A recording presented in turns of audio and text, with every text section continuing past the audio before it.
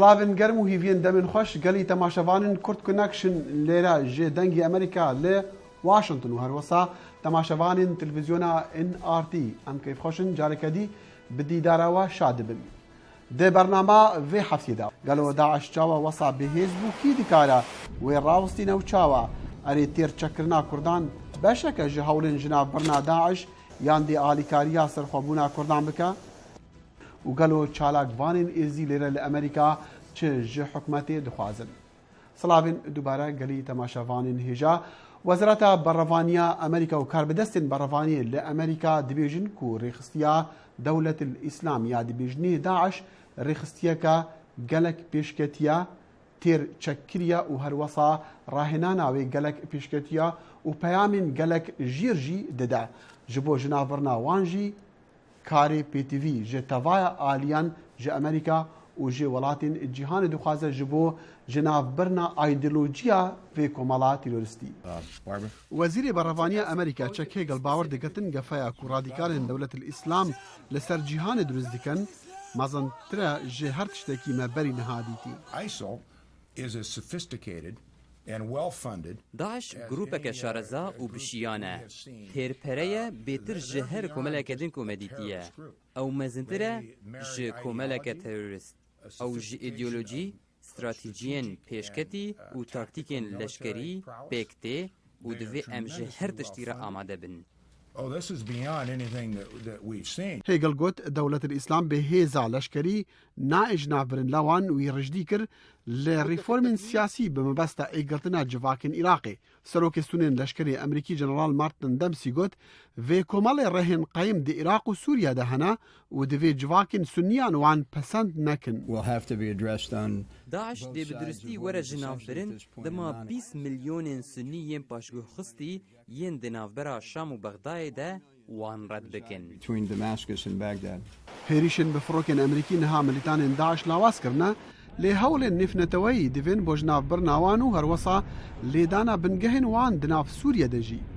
مازنەکار بدەستن پێنتاگۆن هۆشداریە دەدەن ئەمریکیان هەتا ئامادە بن ji بۆ شەڕێکێ درێژدەم لە دژی vê کۆمەڵا بەربەریە و ڕێزێ لە بەهایەن مرۆڤانی ناگرا و لە هەفتیابۆری vê کۆمەڵا ڕێخستیا بناوێ دەولەت الئیسلام لە سووریا سەری ڕۆژنەمەوانێکی ئەمریکی بڕی بە شێوەیەکی گەلک هۆڤانە دپێرا سەرۆکی ئەمریکی باراک ئۆباما سۆزدا و گەفەیەن بەردەوامیە شەڕێ vê کۆمەڵێ دان دەوێ راپۆرتێدا هەفکار بەڵێن ساڵح پرسیار دەکە کات چاوە ئەف کۆمەڵە تیرۆریستی وەسا بەهێز بوو بەلای ئەمریکیەکانەوە کوژرانی ڕۆژنامەوان جێمس فۆلی یەکەم هێرشی ڕاستەوخۆی تونڕەوانی دەوڵەتی ئیسلامیە بۆ سەر وڵاتە یەکگرتووەکانی ئەمریکا جێمس فۆلی لە مانگی یازدەی ساڵی 2012 بێسەرشوێن بوو کاتێ لە سووریا بوو بۆ ڕووماڵکردنی شەڕی ناوخۆی ئەو وڵاتە هیچ شتێک لەبارەیەوە نەزانرا تا هەفتەی ڕابردوو ڤیدیۆی سەربڕینەکەی بڵاو کرایەوە پەنتاگۆن دەڵێت هەوڵی داوە بۆ ڕزگارکردنی بارمتەکان بەڵام هەوڵدانەکەی سەرکەوتوو نەبوو ئەم ئۆپەراسیۆنی گەڕانە شکستی هێنا چونکە ئەو شوێنەی بڕواوە بوو بارمتەکانی لێدانراون لەوێ نەبوون پێدەچێت گواسترابنەوە بۆ جێیەکی دی ڕۆژی سێشەمەی ڕابردوو تونڕەوانی دەوڵەتی ئیسلامی ڤیدیۆی سەربڕینی جێمس فۆلی بڵاو کردەوە و ناونیشانی ڤیدیۆکەش بریتی بوو پەیامێک بۆ ئەمریکا لەلایەن دەوڵەتی ئیسلامیەوە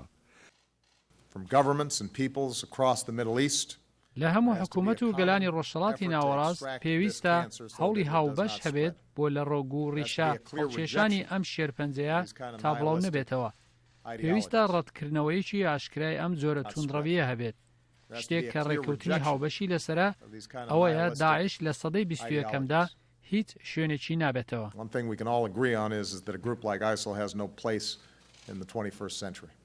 تونڕەوانی داعش دەڵێن لە تۆڵەی هێرشە ئاسمانیەکانی ئەمریکا بۆ سەر هێزەکانیان ڕۆژنامەوان جەیمس فۆلیان کوشتووە لە ڕاگەیاندنەکەیدا سەرۆک ئۆباما دەڵێ ئەمریکا بەردەوام دەبێت لەو ئۆپەراسیۆنانەی لە عێراقدا دەیکا ویلایەتە یەکگرتووەکانی ئەمریکا بەردەوام دەبێت لەسەرەوەی کە هەرچی لەسەری بێت بۆ پاراستنی گەلی خۆمان ئەنجامی بدات هەمیشە سوورین لەسەر ئەوەی هەر کەس و لایەنێک زیان بە ئەمریکیەکان بگەێنێت هەرچێک پێویست بێت دەیکەین کە دادوەریان بەسەردا دەسەپێنرێت دژی داعش هەڵوێستمان دەبێت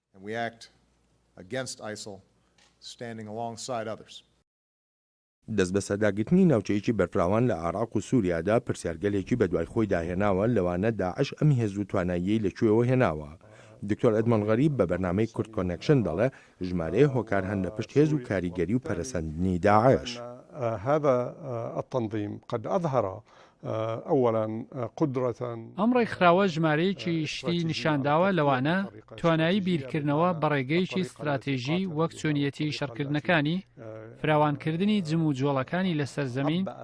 هەوڵدان بۆ کۆنتڕۆڵکردنی بیرە نەوتەکان و فرۆشتنی، هێرشکردنە سەربانکەکان، کۆنتڕۆڵکردنی ڕێگا و بانەسەرچیەکان وەک ئەوەی لە جەلەولاو شەنگال دەیبینین. ومناطق في سنجار التي قريبة من الحدود على الحدود السورية. کۆمیتەی پاراستنی ڕۆژنامەوانان دەڵێت فۆڵی یەکێک بۆ لەو زیاتر لە 80 ڕۆژنامەوانەی لە سووریا ڕپێنراون و دەشڵێ هێشتاش نزیکەی 20 ڕۆژنامەوانی خۆجێی و نێونەتەوەی لە سووریا بێسەر و شوێنن. ڕێکخراوەکەم پەشۆکاوە بەهۆی کوژرانی فۆلی پاش ڕفاندنەکەی ساڵی 2012. ئەمە بەرەنگاربوونەوەیە بۆ هەموو مرۆڤایەتی، دڵمان لای کەسوکار و هاوکارەکانی ئەم ڕۆژنامەوانەیە. باوانی جیمس فۆلی کاتێک هەواڵی کوژرانی کوڕەکەیان بیست کاردانەوەی خۆیان هەبوو. ئازایەتی خۆی نیشاندا، هەتا مردیش هەر ئازا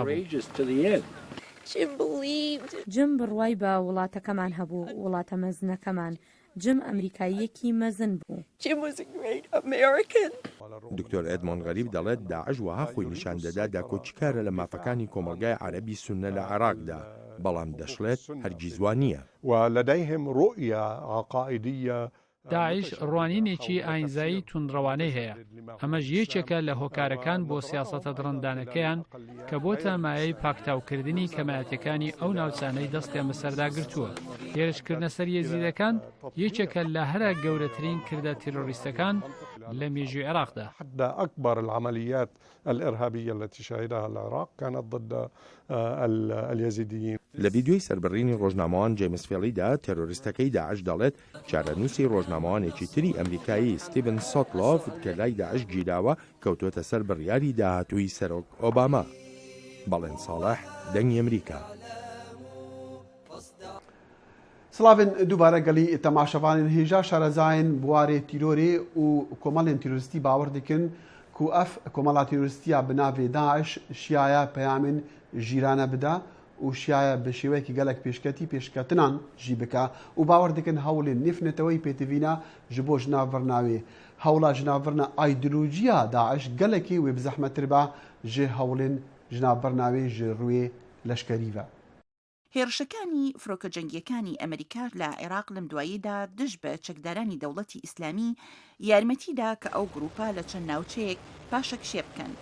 بەڵام زۆربەی شارەزایانی ئاسایشی هەرێمی دەڵێن هێرشەکانی ئەسمانی بە تەنها بە گوێرەی پێویست نابێت بۆ ڕاگرتنیان. هێزە ئاسمانی وهەیە وێران کردبێت لێتڤیا جارێکادی پشتگەرمێن زانیاریان درستێن دەستگەهێن ئاگەهیا بین. مایکل ئۆهانلن شارەزا لە بواری ئاسایش لە ئینستیتیوتی بروکنز لە واشنگتنەوە دەڵێت سەختە زانیاری لەو جۆرە بەدەست بێت.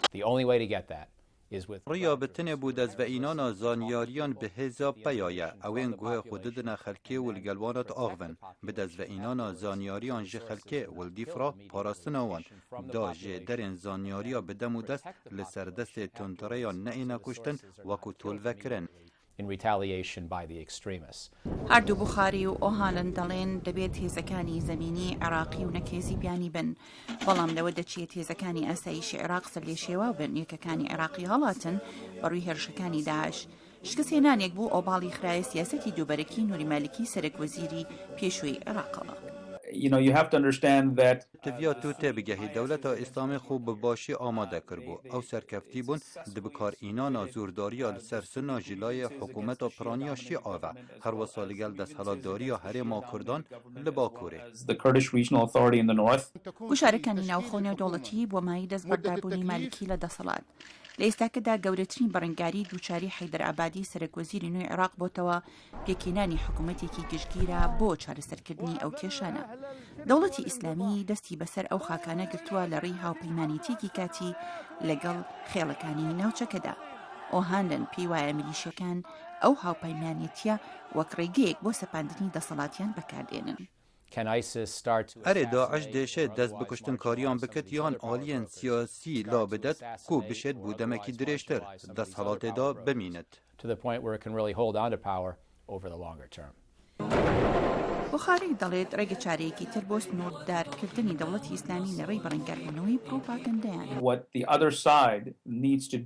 چه پێدویە ئالیان دی بکەن ئەvە جارەکادی کارێ ڕوتێن سنەنە و تاگرێن وانە لە هەرێمێ بوو دووبارە بدەست بە ئینانە پەیڤ و گوتارە خو لە داویە بێژنە خەلکێ ئەvە نەخلافەتە و هەلبەت ئەvە نەدەولەتە ئیسلامیە. That this is not a caliphate, and this is definitely not an Islamic state. دەشڵێت لە کۆتاییدا دەبێت خەڵقانی سوننی ئاسایی دەسەڵاتیان بەسەر ئەو ناوچانە بەرفراوانتر بکەن و خێڵەکانی هەرێمی ناچار بکەن واز لە ئایدۆلۆژیای دەوڵەتی ئیسلامی بهێنن. divê bê serûberiyê da û digel van pêşketinên ku hêzên îslamî yên binavê Dewletil Îslam bi dest ve înayîn, Amerîka û welatên Ewropî hizra pirçekkirina hêzên Kurda, hêzên Herêma Kurdistana Iraqê dan. Lê gelek jî di xemahendê dane gelo eger ev çekî giran bigeve destê Kurdan, ew ê gefeyê bikin ji bo serxwebûnê yan cudabûnê ji Iraqê. بازرگانی ل کردستانی شین بو پشتی بهنودانکی جا آشتیه ده جبر وی کردین عراقی باور دکن گو او بونه آرمان جا ایریشین داعشی هاولاتیک همو روی بازاری سلاح کردو چک بکریو لبرو دفاع لو ملت و ولاتی خوی بکاو او چکانش همان بو نمونه وانا هموی کونه ترسانا کردی یا دما سوویاتا بره تی نوکرن جعالی ولاتین روج آبایی تولی امریکا و فرانسا گو پیشمرگان بچک دکن خونا کردان بو ولاتکی سربخواه جزوویه و بلکی بدست خستنا چک نو جوان ولاتان و بویرین نتخمین کری درخینه هولی. The Kurdish homeland straddles Ardê Kurdistanê di Îran, Iraq, Sûriya û Tirkiye de heye û eger niştimanperwer hebin di hikûmeta Herêma Kurdistanê de ecendeya dewletbûnê pal bidin digel bi destxistina çekan ew ê gefeyê bikin ser tenahiya herêmê. They could pose a threat to stability in that region. دوی هفته ده هیزه کردی به آلیکاریا لشکرین عراقی و امریکی قریبون بنداوا موصل تیخن بین کنترول خواه و دست داعش درخینن. هر وها شر به داعش شروان کردی دجبری هفبون بون یک دهن بری داعش را. ISIS is bringing داعش كردن سوريا وين عراقي جهادن هاف حتى لاين النيار وكا بارتي ديمقراط و بارتي اكتيا ديمقراط بيدي نها بيدي و بككا آليكاريات بشمرگهم دكن سرخبونا آبوریج حکومت عراقی و یک جه خواستک کردان یه سرکیه. They have tried to centralize control of the oil and gas sector. We have of course gone against that. بغداد فيها نفط وغاز كنترول بكت ام دجبون وان ام جزاكرن اجمعها اكورة بوجيش ما برين تشتك به معنايا ام ريبري به سيرين ريخسيات وريستي دبين وبوجيهم اج بغداد نايد and rich terrorist organization in the world and yet we haven't had our budget from Baghdad. هبونا عراقي ويبقهرتني مظن ورا نها كرد إذا عراقي ولاتين روج آوایی لگل هف شری داعشی دکن و هر وی چافدیریا پیش روجا کردستانی بمینه. و پێشکەترین ژنشکیڤە یên hêzên militanên îslamiyên dewleta el-Îslam li Iraq û Şamê wesa kir ku bi tir ji milyoneka Iraqiyan li dûrberên Mosulê bi taybet bê hal û mal bimînin û ji warên xwe derkevin. Piraniya wan niha li Herêma Kurdistana Iraqê dimînin, netewên êgirtî jî dibêje wan dest bi mezintirîn hewlkiriya di demê 30 salan de ji bo alîkariya wan penaberan. Hikûmeta Herêma Kurdistana Iraqê jî dibêje jimara penaberan hind mezin bi tire ji şiyana wan ji bo ku wan xweyî bike û alîkariyên bilez bigehînin wan. لەماوەی تەنها چەند هەفتەیەکدا مەزەنە دەکرێت 1,200,000 عێراقی بە ناچاری لە ماڵەکانیان دەربەدەر بوو بن.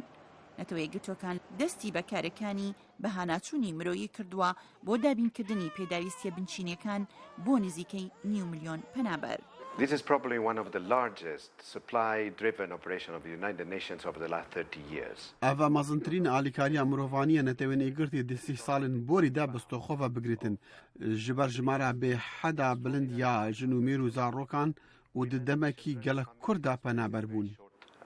Time bound, which is probably less than 1 week. یارمەتی کان لە ئوردن و شانشینی یەکگرتووی عەرەبی بە فڕۆکە گەیشتونەتە ئەو ناوە. بڕێکی زیاتری ئەو یارمەتیانە لە ڕێی زەویەوە لە تورکیا و لە ڕێی دەریاوە لە دوبەی و ئێرانەوەیە. ئۆردوگای باجت کەنداڵە کە لەسەر سنوور دامەزرابوو بۆ پەنابەرە سووریەکان کە لە شەڕی ناوخۆی وڵاتەکەیان هەڵاتبوون لە ئێستاکەدا شوێنی زیا لە 11,000 عێراقیە. بەزاد ئەمین کارمەندی نەتەوە یەکگرتوەکان دەڵێت ئەو ئۆردوگایە لە ماوەی 2 هەفتەی ڕابردوودا بۆ 2 هێندە قەبارەی خۆی بەرفراوان کراوە. Ava PTV'nin belazin ji bo malbatên penaber em hewl didin pitir PTV'nin binema berdest bikin av û avdest û serşoyan. Water delivery, latrines installation and so on. جێی باسە بوجەی هەرێمی ئۆتۆنۆمی کوردستانی عێراق لەلایەن حکوومەتی ناوەندی بەغداوە بەهۆی ناکۆکی سەردەوت دابڕاوە. بەیان سامی عەبدڕەحمان نوێنەری حکوومەتی هەرێمی کوردستان لە لەندەن دەڵێت حکوومەتی هەرێمی کوردستان دەرەقەتی ئەو ژمارە زۆرەی پەنابەران نایەت. ئەvە ئەو کەسن مرن دیتیە دەست دەرێژی لەسەر ناموسێ و قڕکردن دیتیە زیانە دەرونی گەهشتیاوان ابتنێ بجلکت بەر خۆدا ڕەویانە وانەها ئاودەست نینە ئاوا بەخارنێ نینە مە پێدوی بە ئالیکاریان بلەس هەنەش ئالێ جڤاکانێف نەتەوە ئیبە ئەگەر نە نەخۆشی دێت ناوان دەبەڵاب بن و ڕەوشی دێ لە کوردستانیشی خراپ بێت. ماتیۆ رینزی سەرۆکوەزیری ئیتالیا تەردانی ئۆردوگایەکی نزیک هەولێری کرد و بە ناوی کۆمەڵگەی نێودەوڵەتی و ئومێدی کرد حکوومەتی نوێی حەدەر عەبادی سەرۆکوەزیری نوێی عێراق چارەسەرێک بۆ ئەو قەیرانە مرۆییە بدۆزێتەوە. ئەم بهیڤینە العەبادی ئامادە بە حکوومەتێکی پێک بنێتن لە گۆڕا تشتی چاوەڕێکردی نە لە گۆڕا تشتی بارزانی و حکوومەتا کوردی چاوەڕێ دیکە بەڵکو لە گۆڕا حەزا تەڤایە عێراقیان و تەڤایە جیهانی. دەسەڵاتداران لە کوردستانی عێراق دەڵێن دەبێت جیهان یارمەتیان بدات بۆ مامەڵەکردن لەگەڵ 2 قەیران کە یەکێکیان کۆمەڵی تیرۆریستی درندەی پڕچەکی دەوڵەتی ئیسلامیە و دووهەمیان ئەو قەیرانە مرۆییە کە ئەوان خۆڵقان دویانە. و دگەل دەستپێکردنا تراژیدیا شنگالێ پشتی داعش عێریشی گوند و باژارên wan kirî ژمارەکە چالاکوانان لێرە چالاکوانên êzî لێرە لە ئەمریکا گەهان هەف û li dergehê karbidestên Emerîkîdan li Koçkaspî li Wezareta Derve û li Kongresê Emerîkî û daxwaza alîkariyê kirin ji bo ku alîkariya xelkê wan bêkirin û bêne rizgarkirin. Piştî rizgarkirina bi hezaran xelkê ji çiyayê Şingalê çalakvanên êzî çi ji Emerîkiyan dixwazin. یا براستی قۆنەغا بەری ڕزگارکردنا خەلکی چیادا هاتی تراپکردن هاتی سەکناندن تقریبا 200,000 ئێزدیل چیادا بوو پەریکاریە ئێزیدیا یا مقاتلێت ئێزیدیا پەریکاریە قواتێ یەپەکە پەریکاریە یا قواتێت ئەمریکی ئەمشیان ئەوان ڕزگار بکەن هەندێک 5,000 بەلکی چیادا مابن هەریکاری جوانڕە لازمە بەلێ نۆکە گرنگگرین تشت ژمارە ئەوەیە تقريبا 5,000 ازدي الدستي داعش ده الدستي فان قوات ارهابي ده هر جريمه هبه بدجي انسانيتي بدجي بشريه اوان كريه 5,000 انسان الحبسي وانده الزندان وانده هر نوعك وحشيته تعامل فرت تذكرن نوكا تشتي مهمترين اشمره رزقار كرنا افانا او خلكي دربدر بوي و بله هر وساجي تشتي قالك مهم تقريبا استدي نوت اشملته اس دي بماله الشنغال دركتيا اش منطقه ديترجيه بحزانه وبحشيقه ومهات حتى بشيخان كسك مالي خدنا معي تقريبا 9 مليون اس دي انوكا اي ماله اي خوارنا بجلكي خو دركتن اش مالت خو انا برال قلوانين بمال مخيمات بوان شنكرينا افا مشكله كانساني قالك مازنا كاريتك انسانيه السر اس دي هاتيا لازم هريكاريش وان ربتكرن لازم كيف خوازن ام هريكاري امريكيه ونشد بيجن وشا چه رنگی آلیکاری تخوازن؟ یا هریکاریا مش امریکا تخوازن دو سه نقطه رئیسینا نقطه یا عول رهينت ما خلاص بكن بهريكاريه بكات جهات عربيه درسته رهينت ما لازم بنا خلاص كرن بوقتكي كرت هر دقيقه ام بسكنن هر روجه ام بسكنن بسدانه تنا كشتن بسدانه شكجمه تنا فروتن زاروك ما تنا اختصاب كرن بعدد بن افا نقطه ما طلبي ما هري رئيسي تري طلبي ما يدوش قوات امريكي او ايش حكومه امريكي اويا لازمه هريكاريا إنساني بزودرين وقت بقها هر عردي إزديد لبن الكردستان به أو تركيا به أفادوتشت نقطة ستة قالك يا مهمة لازم حدود تركيا بتفكرن إجبار دا إزدي بشن كامباوان دا بسكنن دا بلكي أم بشن أوانش عراق داريخن قالك إزدي نشن العراق دا جيان بكن استدي بلكي هشتي نشن العراق دا جيان بكن إجبار تروما إجبار أوان هر جريمة ديتين اغتصاب ديتين إنسان حفت روجه هشت روجه بخارن جوان دماي أو كسك نشد بجوان بزفر شنقال هر آخا خو بقرا مدفي هريكاريا دولات أشمار دفي الهر عردكي أموان إنسان دريخنا عردكي بحيث اتآمن بن بحيث بشن بجن أمريكي شد بجنوا أمريكي حتى نوكا تعاملوا عن مرة باشا خطوات أمريكا كني قالك درست بون برزقار كرنا أفان تقريبا 6000 مروفي بل هندك خطوات دينا لازمة بينكرن أما حكومة أمريكا دافعين إن بريكا حكومة بريكا وايت هاوس بريكا سيناتورا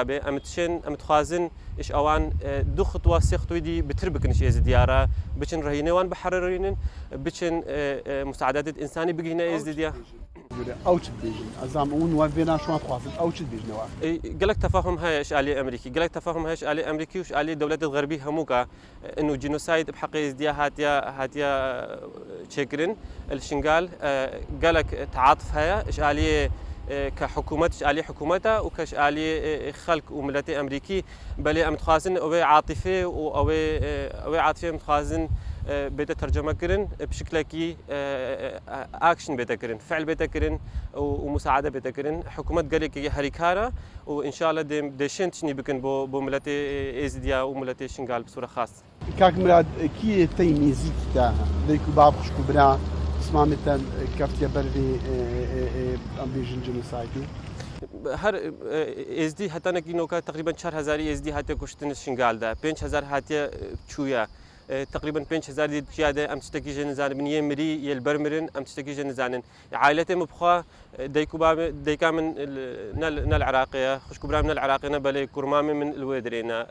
مروفي من نيزيك خالتي كدمه او هر مروفي من قالك نيزيك الورن وازدي هم عائلتي منن ازدي 7000 ازدي عائله منا وام لازم نسكنن كازدي نسكنن حتى نكي مروفكي ازدي دستيفان ارهابيا ده هيا حتى نكي يكي ازدي برشي هيا الدهوك الزاخو تركيا لازم ام فكره بشغلن همو ام وان همو کا رزگار بکن بله تماشاوان الحجاب في چندی امتینا دماهیا برنامه في جاری یا کرد کنکشن تا جاری کدی دگهینه یک داخل شمو صافي برنامه هیویا خوشی و شادی جورا دیکن مخابن اف برنامه نافرو كويت لسر روشا عراقي بو بتايبت روشا نخوش یاکو بترجم مليونه کا خلکیت دادجین جبر ایریشن داعش و جمال الخوا دركفتين برنامج ما لسر مال برن دنجي أمريكا ودنجي أمريكا تواشاندن لسر فيسبوك ولسر تلفزيونا NRT خاطر هوا